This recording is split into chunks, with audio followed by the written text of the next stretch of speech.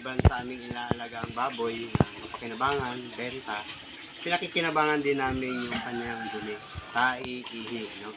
Sa pamamagitan nitong biodigester, ito yung septic tank niya, dadaan yan dito, at merong gas na naiipon. At nakita natin na umapoy, no? Yung gas mula ito sa dumi ng hayop. No? Ayan siya, diba? Nagbo-bluish po yung kanyang apoy. So, pwede itong pakinabangan sa pagluluto or sa ilaw.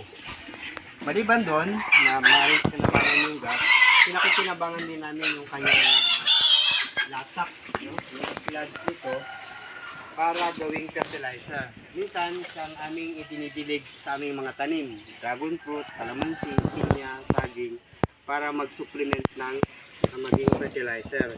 Then, pag hindi siya nagagamit sa garden, siyang aming ginagawang abono doon sa aming basakan, no? So, yun natin. So, yan. Tatakbo na yan dito sa hose, papunta doon sa aming ginagawang taniman ng palay, yung tubig yan, no? So, ito yan siya. Dadaan siya dito.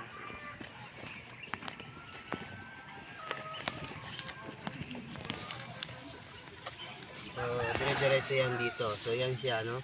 Magamat pa unti-unti. Yan, siya mag-fertilize, unti-unti papunta doon sa ginagawang tubigan. Ngayon pa lang itong tubigan na ito dinidevelop. Simula pa lang namin, wala pa siyang unang trapping na nagagawa. So, yan.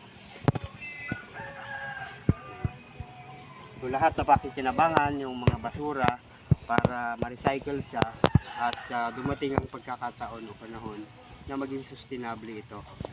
Ang basura ng isang produkto, ikukonsumo ng isa pang produkto. Supportahan niyo po yung aking YouTube channel. Paki-subscribe ka din po at pangpatuloy pa tayo na makapagpakita ng ating mga practice at natutunan, lalo tigit sa organikong pagsasaka o sa natural na paraan ng pagsasaka.